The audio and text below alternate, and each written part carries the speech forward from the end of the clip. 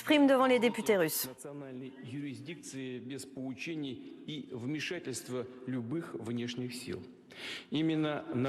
Et c'est le peuple, et seulement le peuple de Russie, qui est la source du pouvoir dans notre pays. Ses représentants, les partis parlementaires, malgré la concurrence qui existe entre eux, savent s'unir quand il s'agit d'intérêts nationaux de base. Pour la question de la sécurité et de la défense de notre patrie, cette atmosphère patriotique, cette proximité avec le peuple est toujours soutenue par la majorité des citoyens de notre pays. Nous le voyons aux élections et dans tous les sondages qui sont conduits. Car il n'y a pas d'alternative, car l'amour de la patrie est l'un des fondements de notre État et la valeur essentielle de notre société que nous observons dans les moments les plus critiques. Cette unité coûte cher et garantit que la Russie peut répondre aux défis les plus difficiles et peut traverser toutes les épreuves. Cela a toujours été le cas et ce sera le cas aujourd'hui.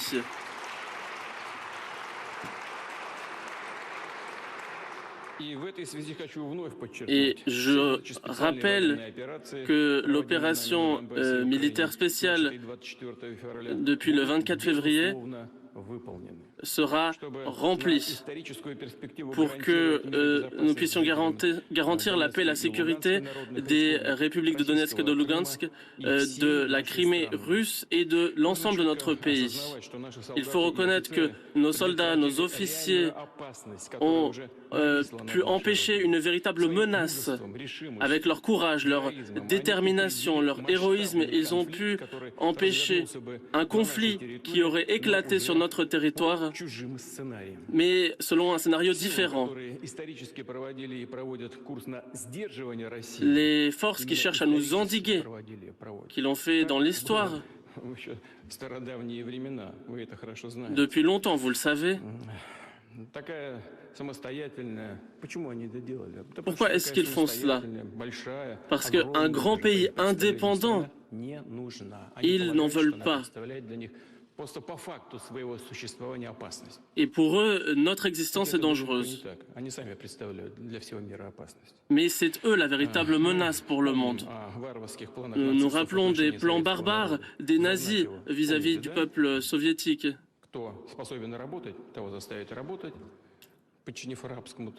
Ils forçaient les gens à travailler et ils les réduisaient à l'esclavage.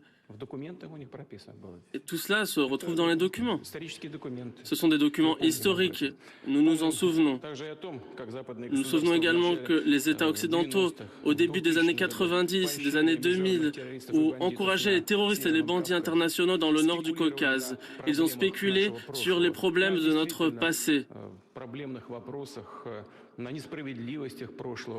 sur les injustices du passé qui concernaient certains peuples du Caucase notamment. Ils ont fait cela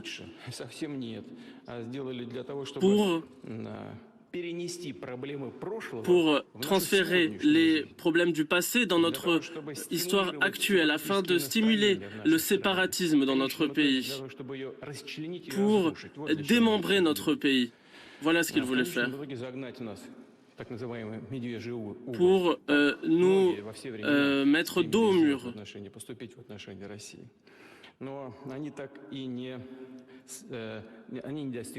Mais ils ne sont pas arrivés à leurs objectifs. Ils ont accepté de ne pas y être parvenus. Pour cette raison, par la suite, ils ont préparé une guerre économique contre la Russie, pas après pas, en utilisant tous les prétextes possibles. Ils ont imposé de nouvelles sanctions. Et les plans d'étouffement économique aujourd'hui contre la Russie ont également échoué. Ils ont préparé de nouvelles armes géopolitiques.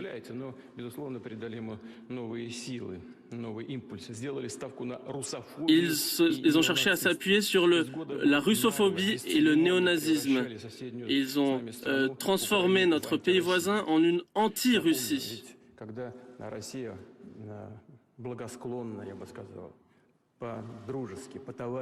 Alors que certains avaient plutôt une attitude beaucoup plus positive vis-à-vis de la Russie. Ils voulaient une Ukraine indépendante. Et nous attendions à trouver une Ukraine qui serait amicale, qui ne serait pas hostile, en créant un environnement plus concurrentiel pour leur développement. Mais personne ne s'attendait à une anti-Russie sur le territoire historique de la Russie.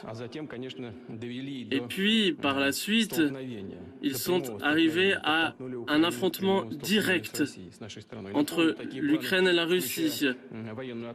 Et notamment, il y avait des plans de s'en prendre à la Crimée russe qui était dans la doctrine ukrainienne.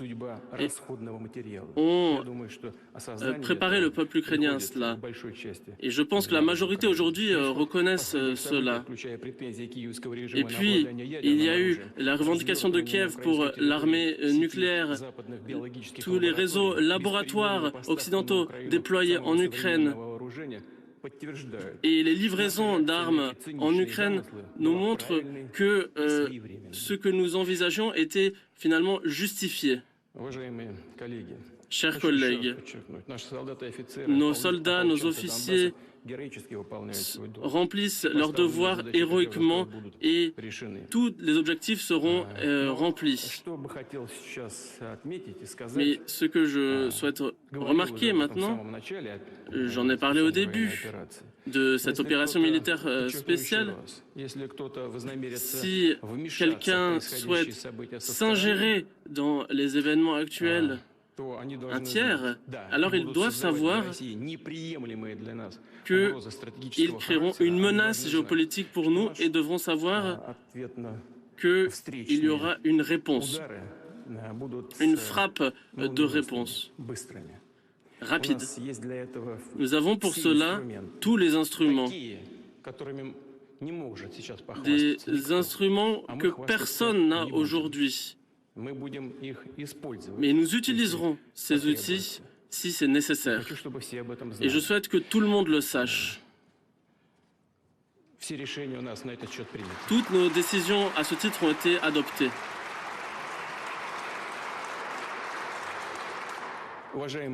Chers collègues, je souhaite remercier toutes les fractions de la Douma et du Conseil de la Fédération pour leur solidarité et leur soutien, pour leur rapidité dont ils ont fait preuve dans leurs travaux pour coopérer. Les législations dans les régions devront, je le souhaite, je l'espère, travailler de manière aussi rapide et coordonner leurs activités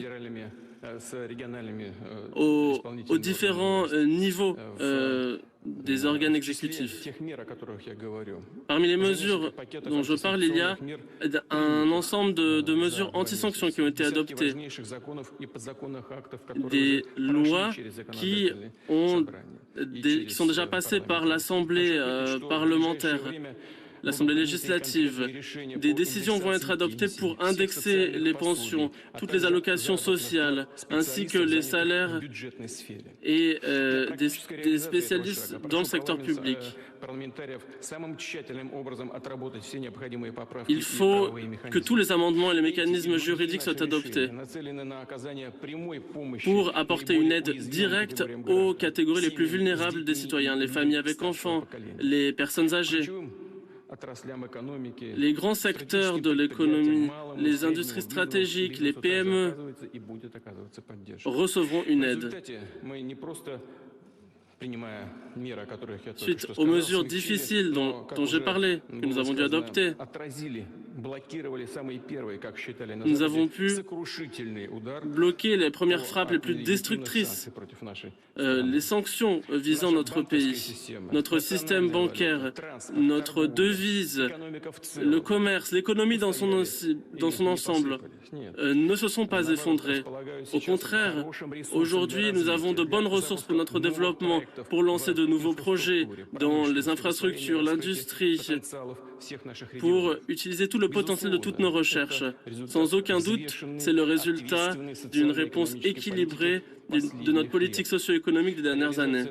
La réalisation de nos projets nationaux est le résultat, chers collègues, de votre travail énergique dans des conditions extraordinaires. Et je vous demande, avec les ministères et les gouverneurs, les experts, d'élaborer de nouvelles mesures pour lutter contre la crise, renforcer le contrôle du Parlement depuis l'intérieur pour les décisions prises et de soutenir notre population. Pour cela, il faut assurer la stabilité de l'économie, du marché intérieur, de l'industrie, mais aussi renforcer notre souveraineté technologique et industrielle et notre leadership mondial. C'est tout à fait possible. Nous avons ce qui est nécessaire. Nous avons des écoles d'ingénieurs et la base scientifique nécessaire. Combien d'avions avons-nous produits? Les transporteurs aujourd'hui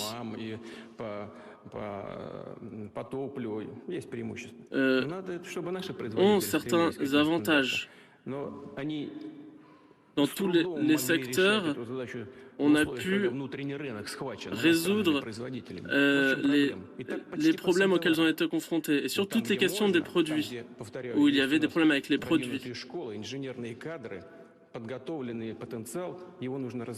Il faut par ailleurs développer le potentiel que nous avons.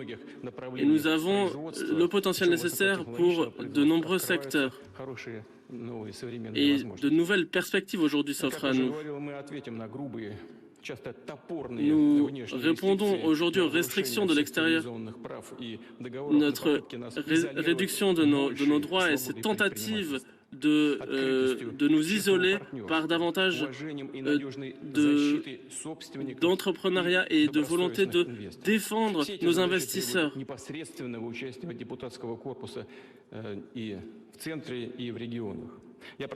À tous les niveaux du pouvoir. Nous allons travailler avec les municipalités, les ONG, les entreprises, les syndicats, les aider à répondre aux problèmes qui se poseront, leur apporter des mesures de soutien. Et j'ajoute que le parti Russie Unie a une responsabilité particulière. Mais je m'adresse à tous les partis parlementaires. Nous devons travailler dans la solidarité et je vous demande à tous d'être en contact direct avec les populations, par les électeurs. Peu importe finalement qui a remporté les élections, nous devons aider toutes les personnes et répondre si l'on vous demande de l'aide.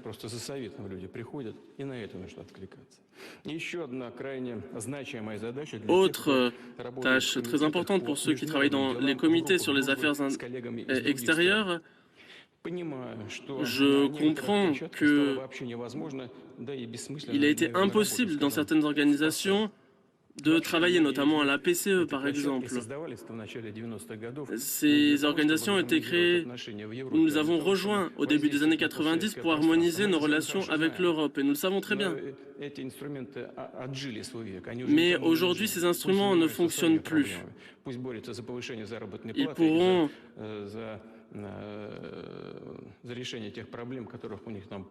se concentrer sur leurs problèmes, et ils en ont beaucoup. Et ça concerne aussi les droits de l'homme, le droit des femmes, etc., les inégalités des femmes sur le marché du travail. Il y a beaucoup de problèmes en Europe et aux États-Unis dans ce domaine. Il faut faire usage de tous les formats possibles pour la diplomatie parlementaire en Europe, en Asie, en Afrique, en Amérique, tous ceux qui restent. Les contacts directs sont toujours possibles. Il faut travailler avec eux pour défendre notre position et leur faire parvenir des informations sur la situation. On a parlé du fait qu'il fallait créer une base juridique suite à toutes les violations du droit humanitaire de la part des mercenaires néo-nazis. Et il y en a de plus en plus. Certains, nous les avons tués, d'autres ont été pris captifs, mais ces crimes doivent faire l'objet d'une évaluation juridique. Il faut comprendre toutes ces questions et au niveau international et au niveau parlementaire. J'ai parlé des tentatives de Kiev d'éliminer physiquement avec des attentats certains de nos journalistes.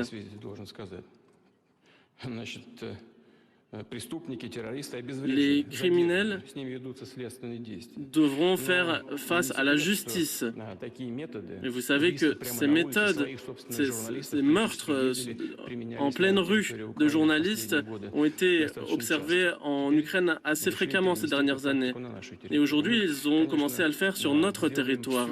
Bien sûr, nous ferons tout pour défendre ces personnes qui travaillent pour les chaînes officielles, à la télévision, à la radio, pour défendre les personnes qui travaillent sur Internet et qui défendent une position patriotique. Et c'est la majorité des journalistes. Mais il faut savoir que cette menace existe et nous ne pouvons pas protéger chaque journaliste individuellement avec le FSB ou la garde nationale. Mais nous devons faire le maximum pour assurer leur sécurité. Mais de quoi suis-je convaincu? Ces tentatives d'intimidation de ceux qui travaillent dans les médias, les journalistes russes qui défendent une position patriotique, sont condamnés à l'échec. Cela montrera encore davantage que nous avons des personnes qui n'ont pas peur et qui sont prêtes à défendre les intérêts de notre pays.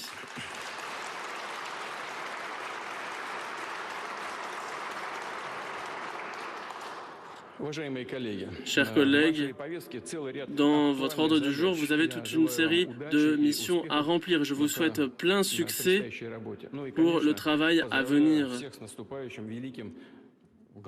Et je vous souhaite une belle journée de la victoire qui arrive bientôt.